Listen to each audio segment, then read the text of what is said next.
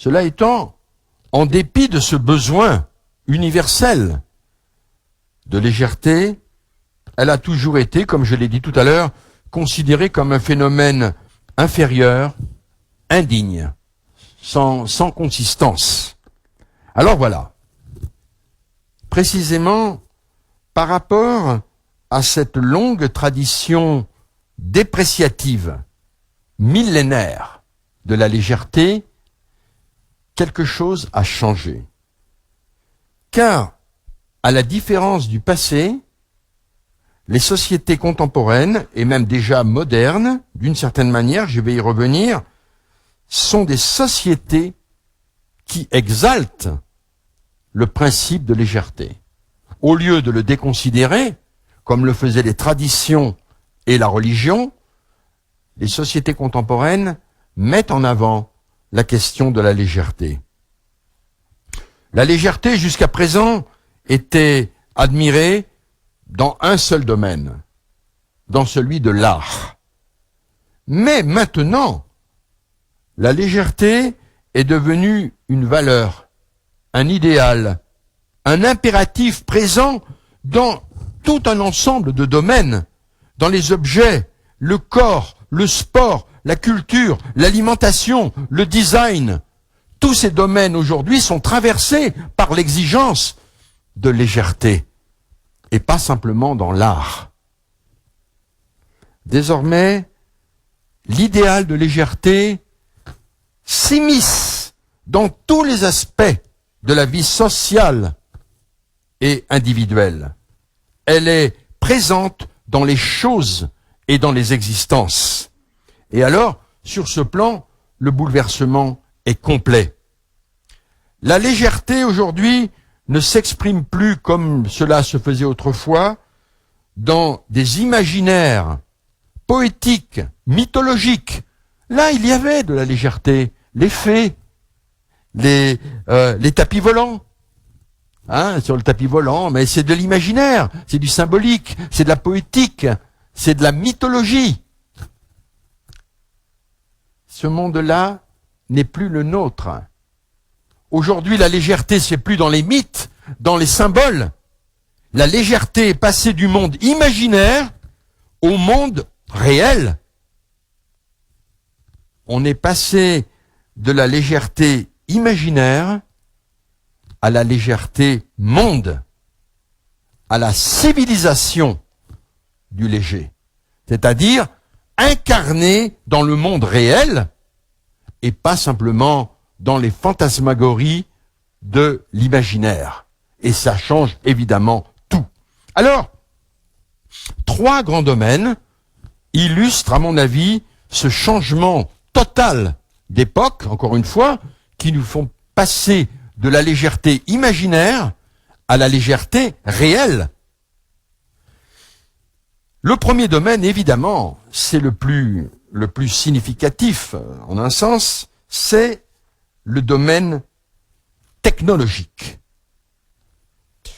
C'est pas absolument récent, ça a commencé probablement vers le milieu du 19e siècle. Prenez juste un exemple parce que tout le monde le connaît et puis parce que je suis français. L'architecture moderne date à peu près de la deuxième moitié du 19e siècle. Songez par exemple à ce qu'est la Tour Eiffel. La Tour Eiffel, c'est une construction architecturale dans laquelle il y a plus d'air que de matière. La Tour Eiffel, elle monte d'abord et elle est faite d'espaces ouverts. Toute l'architecture moderne à partir de 1860, 1870, c'est une architecture de verre, donc de transparence et de fer qui élimine la pierre qui est un élément lourd. Mais bon, c'était des réalisations très ponctuelles. Aujourd'hui, les choses ne sont plus là. Aujourd'hui, il s'agit de conquérir l'infiniment petit et d'utiliser des matériaux ultra légers dans un mouvement vers le toujours moins. Ce qui emporte le monde de la technologie, c'est la logique du toujours moins. Moins de volume, moins de masse, moins de matière. Partout, l'allègement des matériaux est en progrès constant, comme on le voit avec les matériaux composites ou hybrides. La tour Eiffel, puisque j'en parlais à l'instant, a nécessité 7000 tonnes de fer pour sa construction. Aujourd'hui, on pourrait refaire la tour Eiffel avec seulement 2000 tonnes. Cela résulte des inventions technologiques qui permettent d'avoir des matériaux aussi résistants, mais qui pèsent moins, qui sont moins lourds. On produit maintenant des nanotubes de carbone qui sont 100 fois plus résistants que l'acier, 100 fois plus, et qui sont en même temps 6 fois plus légers. Dans l'aéronautique, dans les avions, on remplace de plus en plus les matériaux lourds avec des matériaux en fibre carbone qui sont beaucoup plus légers que l'acier. Vous savez combien aujourd'hui il y a toute l'industrie des drones qui permettent d'avoir des avions ultra légers de quelques kilos, parfois moins. On peut imaginer des appareils volants ultra légers. Les voitures, aujourd'hui, l'industrie automobile travaille pour alléger le poids, pas pour des raisons esthétiques, mais pour des raisons écologiques et financières, parce que avec le poids des voitures, on consomme davantage d'énergie, donc c'est mauvais pour le CO2 et donc pour le climat. C'est dire que la tendance vers un monde de plus en plus léger n'est pas quelque chose d'éphémère. Je crois que c'est quelque chose qui accompagne aujourd'hui le problème de l'écologie et de travailler à alléger la pression que l'on fait porter à la Terre. La dynamique hyperbolique du léger se manifeste également avec éclat dans ce qu'on appelle la révolution de la miniaturisation et dans le numérique. Le premier PC IBM pesait 20 kilos. Les premiers ordinateurs personnels, c'était 20 kilos. Aujourd'hui, c'est 20 fois moins. Vous avez des micro-ordinateurs qui pèsent moins de 1 kg. Vous avez des smartphones de moins de 200 grammes. Avec 200 grammes, vous avez des capacités de captation, de communication qui sont l'équivalent d'appareils électroniques et informatiques qui pesaient des dizaines et des dizaines de kilos il y a peu de temps. On peut considérer en ce sens que toute la modernité, c'est la guerre du léger contre le lourd. Faire gagner la légèreté contre la lourdeur du monde. Et sur ce plan, on le voit bien, c'est que notre époque va vers la dématérialisation des opérations, qui consiste dans la transformation d'activités physiques dans des activités immatérielles. Alors, par exemple, les achats en ligne permettent aujourd'hui de se substituer au magasin. Vous faites vos achats en numérique. Il y a plus de choses matérielles.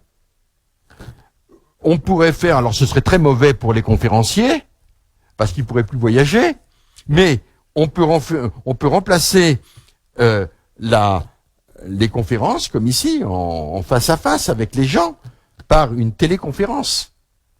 Et à ce moment-là, il n'y a plus de déplacement physique. On peut remplacer le travail au bureau par le télétravail.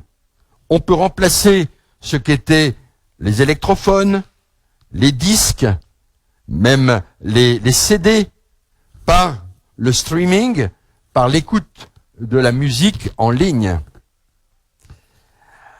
Alors, il y a beaucoup d'espoir maintenant placé dans ces nouvelles technologies de l'information et de la communication, en tant que ça produit une économie dématérialisée, autrement dit, une économie légère.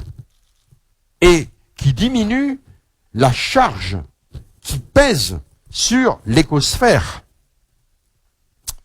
Mais ce point, comme vous le savez, est très discuté parce que les nouvelles technologies contribuent malgré tout aux émissions de gaz à effet de serre. Derrière l'immatérialité du numérique, en réalité, il y a le poids lourd du charbon qui produit l'énergie. Les techniques de la communication, qui sont virtuelles, numériques, en fait consomment 10% de la production matérielle de l'électricité. Et donc, elles contribuent à leur niveau à l'augmentation de l'empreinte carbone. Ah, j'ai des misères physiques avec les appareils de... voilà, ça doit aller mieux. Et également, les équipements, les smartphones, les tablettes, les ordinateurs, les équipements électroniques mobilisent d'énormes quantités de matière et de minéraux. Pour réaliser un smartphone de 200 grammes, il faut déblayer des tonnes et des tonnes de terre. Donc, il y a finalement, ce sont les matériaux enfouis bien classiquement dans les entrailles de la terre qui permettent l'immatériel. L'immatériel repose encore sur le matériel lourd de la terre. Donc, c'est un point intéressant parce que dans l'existence pour nous, la légèreté se vit comme le contraire du lourd. Le léger, c'est ce qui n'est pas lourd, le contraire du lourd. Mais dans le domaine des technologies, c'est pas comme ça. Parce que le lourd n'est pas opposé au léger. Le lourd est la condition de possibilité du léger. Il n'y a pas de légèreté sans cette lourdeur des matériaux, des minéraux, qui rendent possible tout l'univers de l'immatériel. Au passage d'ailleurs, je signale, puisque on parle de ce numérique, de l'informatisation, que, bien entendu, le lourd rend possible la légèreté des messages, mais justement, le numérique rend possible une légèreté d'un nouveau genre, une légèreté numérique dont les réseaux sociaux sont une illustration emblématique. D'une certaine manière, toute la communication qui s'exprime sur les réseaux sociaux, sur Facebook, sur Instagram par exemple, sont marquées par une extraordinaire légèreté. Légèreté d'abord, plutôt que des longs discours, on envoie des photos. Donc si vous voulez, c'est très léger, il n'y a pas d'explication. Sur Facebook, les messages sont très brefs. Et lorsque vous envoyez des messages trop substantiels, vous n'aurez pas de like. Parce que ça va pas. Les réseaux sociaux, ça reste dans ce domaine d'une certaine légèreté, des photos, des messages, du relationnel, des choses de la vie. Et sur ce plan-là, on peut dire que l'informatique et le digital ont enclenché une dynamique d'allègement de la communication. Quand on voit ce qu'était, par exemple, lorsque Rousseau, c'est quand même pas si vieux, c'est au milieu du XVIIIe siècle, il se penche sur lui-même, donc sur sa propre vie, il écrit les Confessions. C'est un gros livre, il faut lire les Confessions, bon, c'est quand même bon. Aujourd'hui, les gens parlent d'eux sur soit sur Instagram, soit sur Facebook. C'est une phrase et c'est une photo. Et ça suffit, ça vous définit. Il y a un allègement de la communication rendu possible par le digital. Alors, pour finir sur ce plan technologique, je crois qu'il y a un autre aspect extrêmement important et porteur d'avenir qui caractérise la civilisation de la légèreté, c'est la révolution de ce qu'on appelle les nanotechnologies. Les nanotechnologies qui sont des technologies capables de manipuler les matériaux à l'échelle du milliardième de mètre. Les capacités aujourd'hui sont absolument hallucinantes. On conquiert l'infini de l'espace, l'infiniment grand, comme aurait dit Pascal, mais aussi l'infiniment petit, et donc l'infiniment léger. Ça permet la fabrication de matériaux hyper légers, les nano-objets, les nano-robots, qui vont permettre d'envoyer des sortes de micro-robots qui vont attaquer les cellules cancéreuses, par exemple. Rendre possible une médecine régénératrice, des thérapies géniques, dans l'infiniment petit, et qui seront de véritables machines à l'intérieur de l'organisme, rendues possibles par les nanotechnologies. Donc là, avec les nanotechnologies, on est vraiment dans l'infinie légèreté et qui engendre de nombreux textes porteurs d'anxiété, porteurs de peur. Alors comme vous le savez, il y a l'intelligence artificielle déjà qui crée beaucoup de peur chez les penseurs, mais les nanotechnologies aussi, parce que ça nourrit les utopies transhumanistes qui rêvent de fusionner l'humain et la machine. On va transformer l'être humain, on va transformer des parties de notre cerveau, on va faire des greffes grâce aux nanotechnologies. On va peut-être transformer l'ADN de l'être humain et nous affranchir de nos imperfections. Il y a derrière tout ça, dans ces technologies de l'hyper-légèreté, l'utopie d'une nouvelle humanité qui serait une fusion de l'homme et de la machine, de l'homme et de l'intelligence artificielle, et qui viendrait à bout de notre condition imparfaite et peut-être même mortelle. Vous voyez, dans les rêves les plus utopiques. Alors, laissons ça, c'est pas le sujet, mais tout indique quand même que l'avenir, je pense, est à l'action sur l'infiniment petit, sur la miniaturisation. Alors, ce qui se dessine, je crois, ce n'est pas ce que Michel Foucault appelait un biopouvoir, mais plutôt un nano-pouvoir. Parce que le biopouvoir s'exerçait sur des masses, sur les populations. Aujourd'hui, le nano-pouvoir, il s'exerce sur l'atome, sur les molécules, donc sur l'infiniment petit. Et là, on a quelque chose de tout à fait nouveau. Parce que depuis le fond des âges, le rêve des grands de ce monde, c'est la puissance. Et la puissance, c'est d'avoir le pouvoir du lourd. Vous voyez ce qu'était un château fort au Moyen-Âge? Les canons, les châteaux forts, toute cette dimension, la richesse, tout ça, c'est de la substance, c'est matériel. Et aujourd'hui, regardez les entreprises les plus cotées, elles sont dans le domaine du léger, de l'immatériel, du digital, de l'infiniment petit, du léger. Je crois que la puissance de demain sera la puissance sur l'ultra léger et qui nous libère d'un monde ancien, probablement depuis toujours, qui consistait à venir à bout à du lourd par le lourd. Aujourd'hui, nous sommes dans un autre monde. L'hyperpuissance, ce n'est pas sur le lourd, sur le léger.